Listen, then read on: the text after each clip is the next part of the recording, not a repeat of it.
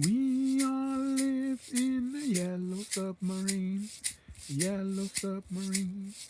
Yellow sub. Just kidding. Mm, um, I've been getting uh, people asking questions and different things, but I don't have all the answers. I don't, not too much, you know. I know that there's people out there that have more knowledge than I do, and try to send people to ask those people.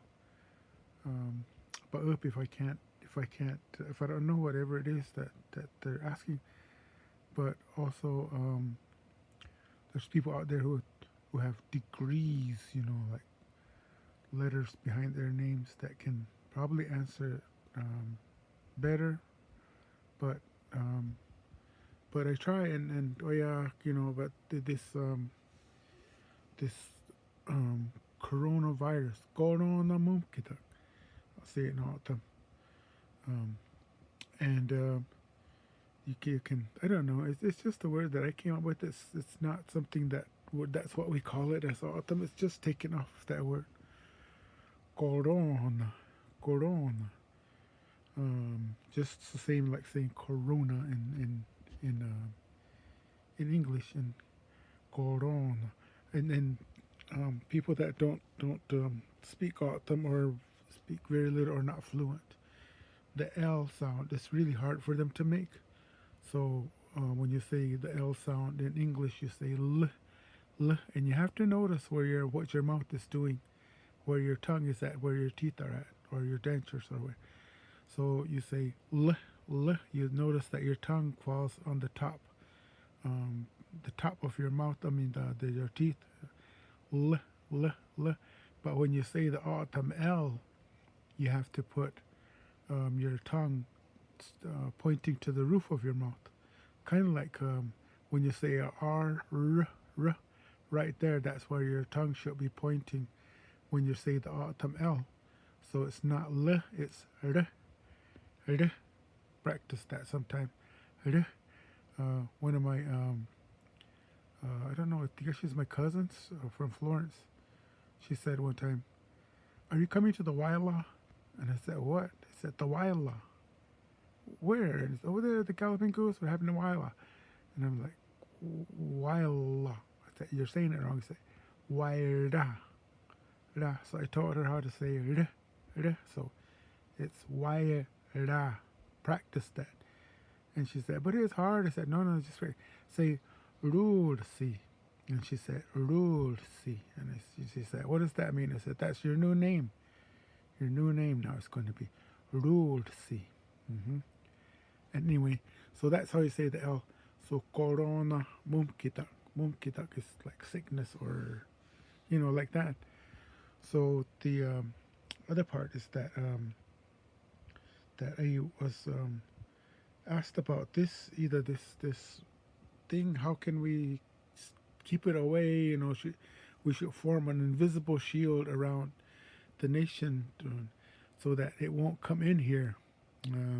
But you know, you can't. You can do that, but it's not. It wouldn't work because the people are coming in and out, and they would bring it in. So here we have it. It's here somewhere. It just hasn't shown up yet. But we're just waiting or matashi asaju.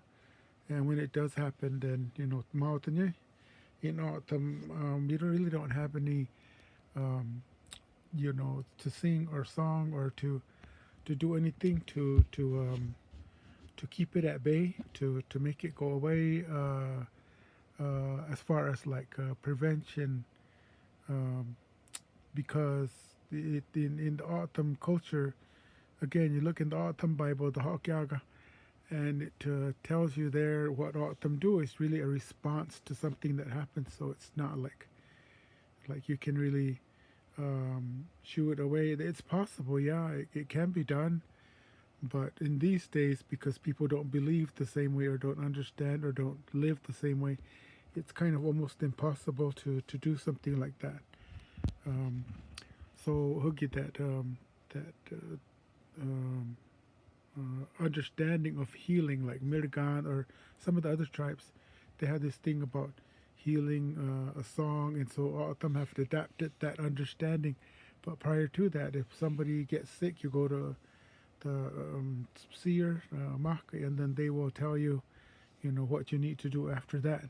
So, um, but there, whenever we eat something or drink something, in the autumn understanding, it's actually a medicine. We call it food, we call it nourishment, but in autumn, you would say a medicine, but the warmth. Kudan is a word that was brought in from the Hispanics. That's their word for like medicine, like curanderos or curan.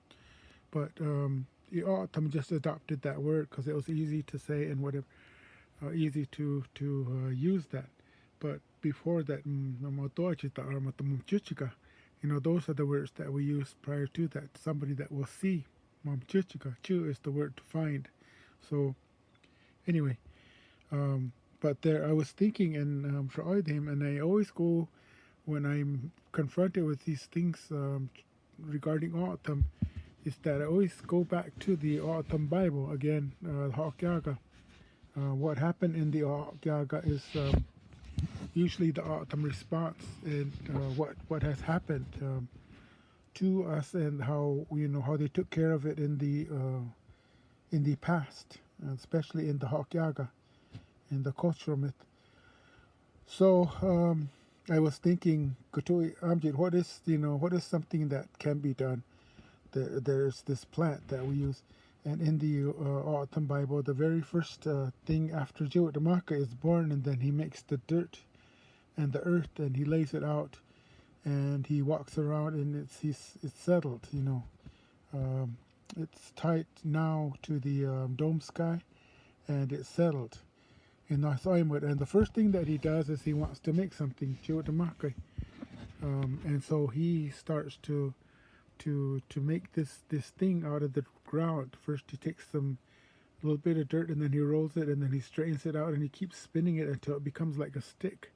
And he starts making this plant with this leaves on there, and out of his his hair and the ground, he makes it, and he does his magic, and he makes this plant, and he plants it in the ground, and it's the very very first plant, the most sacred plant that we have in the autumn Himadak, the most number one plant that we have. Again, the first made plant and the most powerful of all the plants. And I'm sure some of you have guessed already. It's called Shegai. Shegai. And people say, we're different, whatever. Shugi or Shegai or Shegai. But I call it Shegai in my dialect. And again, the same thing with the SH sound. People, again, people that don't really speak the language or first time, you say shugi with the sh sound, with the you say in English, you say be quiet, shh, like that. You use that shugai sound, and that's not what the sound that we're looking for. And the same thing like you do with the L in the autumn L, is you take the sound sh, and you notice where your tongue falls when you say sh. It falls right behind your top teeth. Shh. So if you take your tongue and point it up towards the roof of your mouth, which is the same thing like the R, that sound like you make r. Where does your tongue fall? Now with this one, you have to close your teeth. You have to clench your teeth or your dentures, whatever. So you say shh. Shh in English. In autumn, you say shh, shh. That's how you make that autumn sh sound. So shuge. And if you want one with two different kind of the shs, you can say shushk or shushushk, shushushk. That's the sound that you make for the autumn sh. So so we're going to now Oogie that shuke is a plant, and you know what that, and people call it greasewood, creosote, and there's a scientific name that I'm not going to say because nobody won't be able to look. But you can look on the internet, Google images, and find creosote, creosote, creosote, and then you'll find that, or just put greasewood. But if you put Sonoran greasewood, then it kind of, you'll find the ones that we have here. Shoegaze plant usually grows about 4 feet high, but sometimes you'll go up to like real high, like 12 feet high. And so that plant right there is like the greatest medicine in autumn land. And people that live far away from the desert, that they can't get it because it's too far away. Yeah, you can dry it and send it to them and all this stuff, but it's better when it's fresh, when you just pull it out off the leaves. So you find a shuge, a bush that is growing there, and you remember that, you honor it. You don't just take it, but you ask um, ask if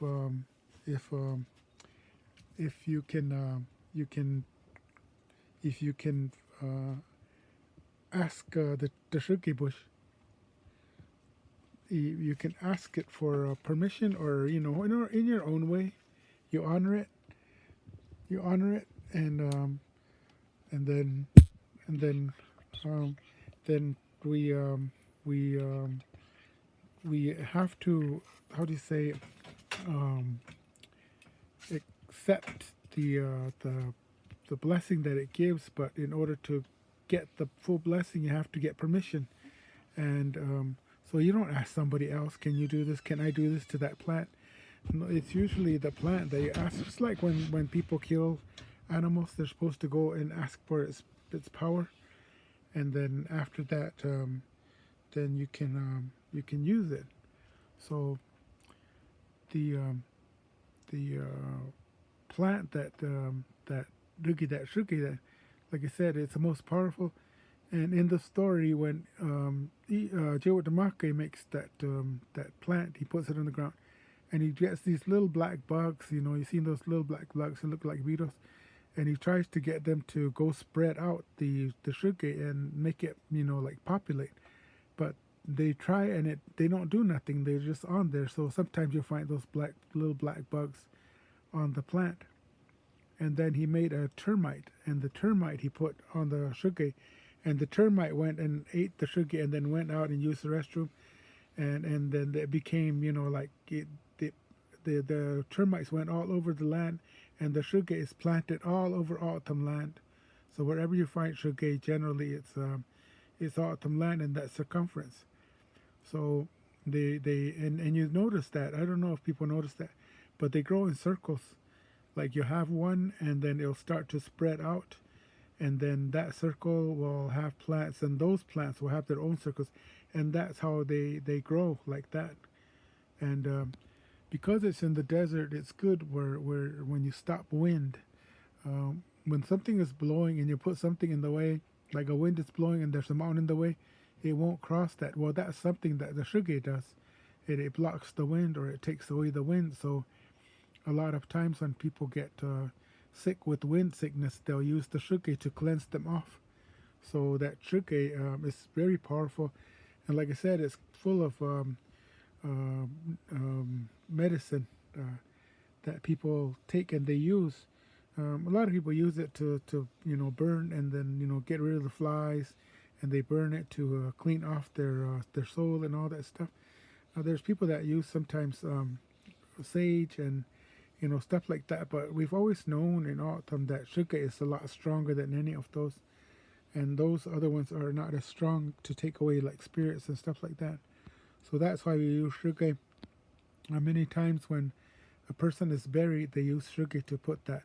It's not just to take away the odor, but it's a long time ago when people were buried in the ground, but it's used for the household, because it's kind of like a gum, like a tar.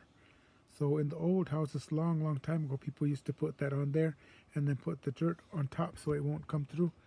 So shuge also, if you have like different diseases, like spiritual diseases, you can take the shuge and whip yourself with it, or your vehicle, or your house. You just do that, and because again it takes away the wind, the bad wind, then it usually works.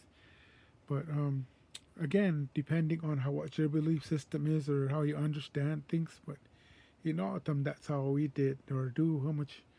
So, but Shegai is also, like I said, it's a medicine also for the internal. You can use it and boil it. Take when you go to the bush and you're gonna get the Shegai, it's best to take the one that's in the middle, that's standing way in the middle, that's highest up or at least close to the middle. That's highest up and the real thick. You get that, and you just grab a few, and then you bring it back and then you boil it. You put it in a saucepan or whatever, and you boil the water and you put it inside there, and it boils. And you can use that to put on scrapes, or cuts or different things. You can put it on there, and it'll help it heal. But also on the inside, if your bones or your muscles are hurting, whatever, you can put a rag in there, and then take the rag and squeeze out the excess, and then put that rag on top of wherever it hurts, and just leave it there for about 20 minutes, and then it kind of goes in there, kind of like Ben Gay, or whatever, be a biofreeze. Ben Begay, just a Navajo autumn, whatever. So anyway, you do that, and it kind of like makes your muscles not hurt, and then also like some people, they'll boil it and put some warm water and mix it with it, and then put their feet in there when they've walked all day, and then that helps it. It takes away the soreness, and also it heals. But as far as for to ingest it, you can take it and boil the water, and the water is boiling, and it's all like the steam is coming up, and the sugar is in there, and you can put a towel over it and breathe in the fumes. That works too. But also you can drink that. So you take some of the sugar and you boil it, and then you can drink it. But not a lot. Don't drink a whole bunch. Just maybe maybe not more than half a cup, maybe like a quarter cup or whatever. Just drink some, and then it'll sometimes it'll make you sweat, but it'll make your insides going. And it's best if you drink it before you eat anything. So maybe if you eat something, and then like 3 or 4 hours later, or then after you've digested all the food, maybe 2 hours, then you can drink the Shegai, and it'll help you out like that. It'll clean out your insides in the autumn way again, taking out the bad stuff through your sweat, to all the heebie-jeebies, the ghosts and all that stuff. But also you can muskugach for your stomach, and also there's some. It depends when you go to a medicine person if they prescribe that you can use it. The women use it for menstrual cramps and stuff like that sometimes, but it depends on when you see whoever it is that will tell you how to use it. But generally, just to drink it. But again, you can't do that every morning, noon, and night or anything, because it's too strong. Sugar again is the strongest, most powerful medicine that we have. So the sugar, you take it and you drink some, like I said, in the morning or in the evening, whatever, before you eat anything, and then wait at least 20 minutes or at least an hour before you eat again, and that will get into your body and it will go into your bloodstream and all that. But you just drink a little bit, but then after that you can't drink it for another 2-3 days. So maybe you drink some on Sunday, and then you drink it again on Thursday or something like that, like twice a week maybe, but not all the time. There are some people that just drink it once a week. So because again it's strong, this Shegai is also known to cure cancers and cure AIDS and stuff like that. There's some sites that talk about that, but I don't know. We didn't have those long time ago, but people used it mostly for their throat, when their throat is hurting, or they have a bad cough or cold, and this coronavirus when you back that. I thought about that, and I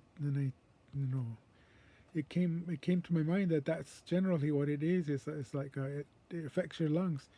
So if you use that and kind of clean out your lungs, or put some medicine in your lungs, maybe that will help. But and again, it's a suggestion. It's not something that I'm telling everybody to do and go out and all of a sudden there's no more sugar trees or whatever. but it's just a suggestion that you can do. So you drink that, and then the way month, it'll help. And like I said, it takes care of the wind sickness and what they call chawar chukot, Herwood. So when you do that, it'll help you. Just not for the coronavirus, but I know there's a lot of people that are scared out there and running around just trying to look for whatever. And I'm gonna do this, and it's weird, people that say, "Oh, I'm ready to go see Jesus and I'm ready to die," and then the coronavirus shows up. I don't want to die, like that is kind of weird, but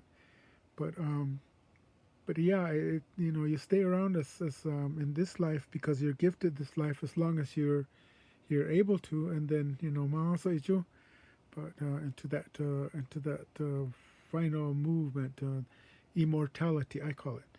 So anyway, so this you can take it like that, but a long time ago, with my grandfather, and he was walking. We were walking someplace. I think we were on a horse. I don't remember, but he reached out and he grabbed that sugar and he put it in his mouth and he told me to do the same thing. So I went and grabbed just a bush and like a little piece, and then I put it in my mouth. And he said, "You just swallow that whatever comes out, And I did. I told somebody one time. He said, "But should you wash it off first before you?" And I said, "No, it's pure." I don't know about you guys, man. Too many gone, just afraid of germs. But just take it, put it in your mouth, and then just swallow that stuff for about, I don't know, 5 minutes, 10 minutes, and then just spit it out. The what's left. That works too. That's kind of like the fastest way. Another way that I know that people told me about when I've used it a few times is they just go get some hot water. And sometimes, if you're going into town or whatever, and you go to the Circle K or whatever, one of those convenience stores, and they always have hot water.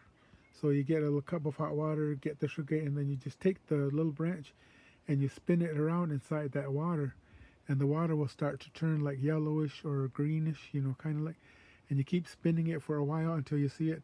Then you throw away that thing. But again, like I said, you always ask for the assistance from the plant, and then you take it and then you drink that to get that water. That one, because it's not boiled, it's a little bit more weaker, but it'll still work like that because you get the stuff, the grease or whatever that is inside yourself, and that goes around and cleans your stuff.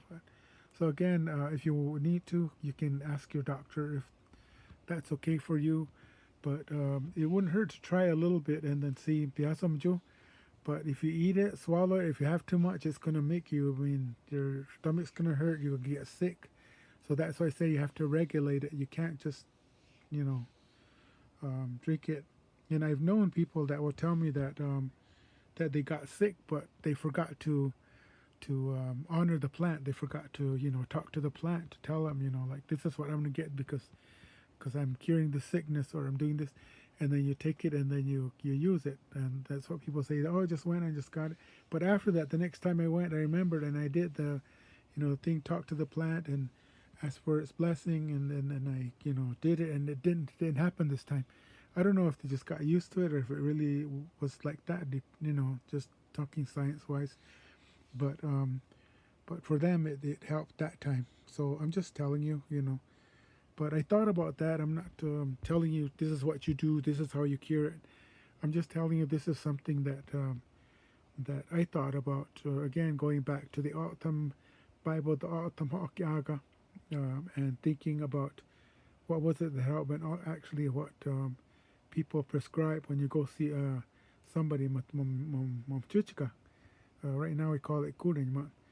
And when they go and they see you, sometimes if you're sick with like with your lungs or like air or bronchitis or asthma or whatever, that sometimes they'll prescribe that. Most of the time they'll prescribe that.